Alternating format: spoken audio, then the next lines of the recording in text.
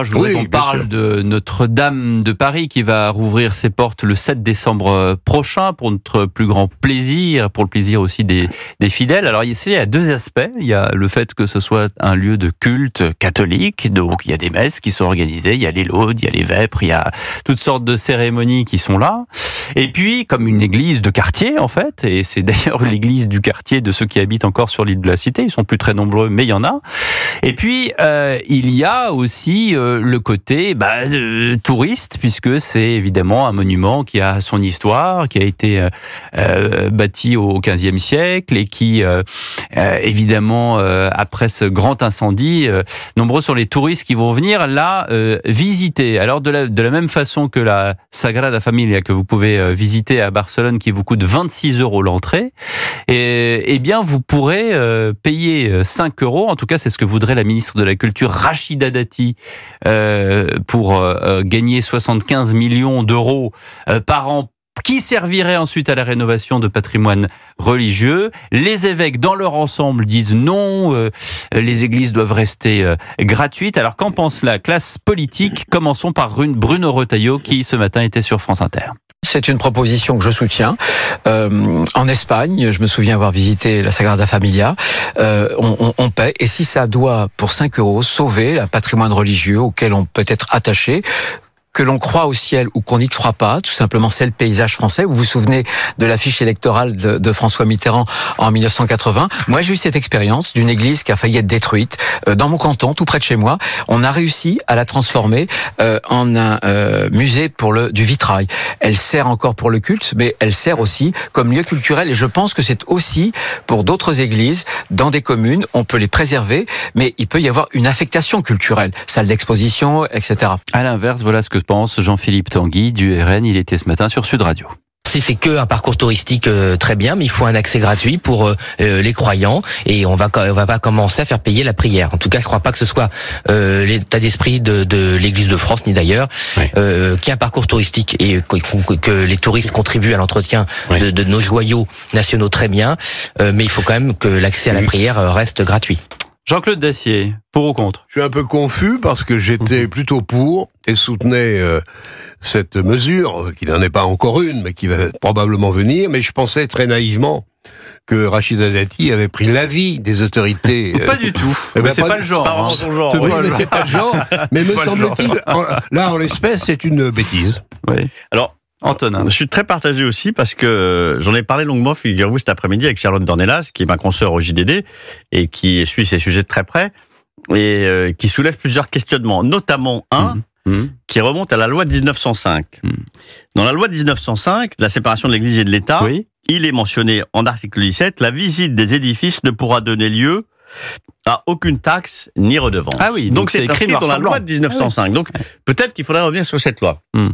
Au-delà, moi, ça ne me choque pas. C'est-à-dire que je considère, et moi-même, je ne suis pas catholique pratiquant, mais j'aime, quand je vais dans des villages, quand je vais dans des pays, visiter les cathédrales, les églises, parce que ça raconte une histoire, c'est un patrimoine culturel, et j'y suis moi très attaché. Quand je vais en Franche-Comté, qui est mon pays d'origine, j'aime retrouver ces clochers avec cette forme si particulière, et leur présence, leur vision me rassure. Et le fait qu'ils soient bien entretenus, c'est mon histoire. Voilà, même si je ne suis pas croyant. Et donc, je trouve important qu'on s'attaque à ce sujet parce que c'est un vrai sujet. Il y a énormément de villages en France où les églises coûtent très cher à rénover et où elles tombent en ruine. Et je pense que c'est un bon sujet de dégager un financement. Le fait qu'on fasse payer aux touristes, et j'ai bien aux touristes qui visitent en faisant deux files d'une certaine façon, étrangers, l'accès à Notre-Dame comme on le fait à Barcelone ou comme on le fait dans des cathédrales en Italie, je trouve pas ça très choquant. Ce ne sont pas seulement des lieux religieux, ce sont des lieux patrimoniaux, historiques, culturels, dans lesquels, y compris des gens comme moi qui sont français, pas forcément catholiques, sont très attachés. Donc, je trouve que l'idée n'est pas si choquante que ça. Alors, ça va questionner les religieux, ça questionne aussi l'utilité d'avoir des églises. C'est ce que me disait Charlotte. Elle me dit, alors on va entretenir des églises qui vont coûter très cher, mais il n'y a pas de prêtre pour assurer l'office.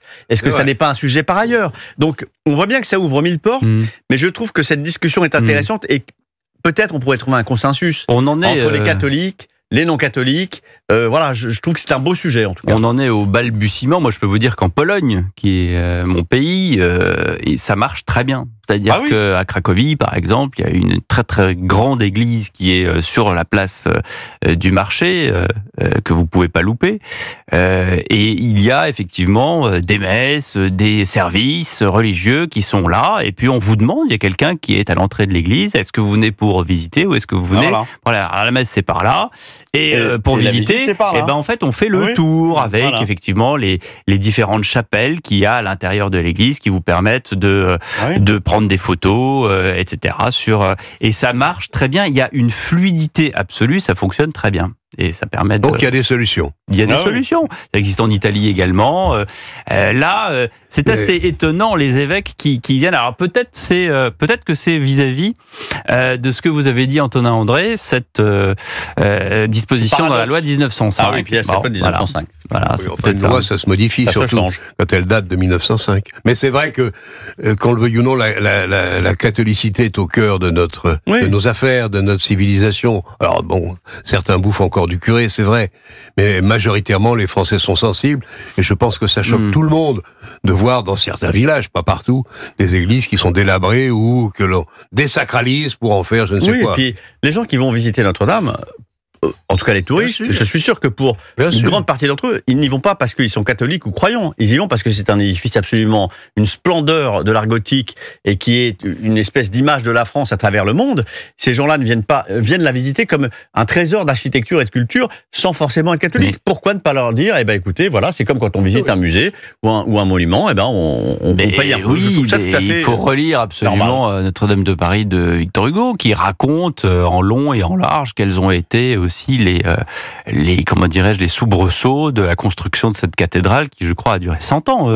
Alors, si on impose les lectures de Notre-Dame de Paris aux visiteurs avant qu'ils entrent à Notre-Dame, ça va faire des très longues files d'attente. Il y a il y a interrogation écrite à l'entrée de la cathédrale. La Sagrada Familia, c'est encore autre chose, c'est Gaudi, et c'est presque un monument, c'est de l'art, en fait. En Italie, il y a énormément de cathédrales dont la visite est payante, et c'est un pays qui est très pieux. Quand vous rentrez dans l'église Saint-Pierre sur la place justement à Rome, c'est absolument l'impression que l'église est neuve. On a l'impression qu'elle vient d'être sortie par les architectes. Mais je suis pas sûr qu'elle soit entretenue uniquement par des fonds de l'église. Sans doute par des mécènes. En Allemagne, par exemple, vous avez une taxe, vous avez une part de l'impôt qui est consacrée, qui est fléchée vers l'entretien des églises. Bon, alors, il faut trouver une solution, quoi qu'il en soit. Mais tu as raison, je crois que à peu près partout en Europe, d'une manière ou d'une autre, de telle ou telle façon, mais en France, l'église assure une certaine recette pour essayer de maintenir. Et en France, on s'offusque. On s'offusque de tout et de rien. Et Nicolas Sarkozy le disait dans le JDD il n'y a pas si longtemps. Il disait, nous sommes une nation, comment il disait, belliqueuse. On est une nation,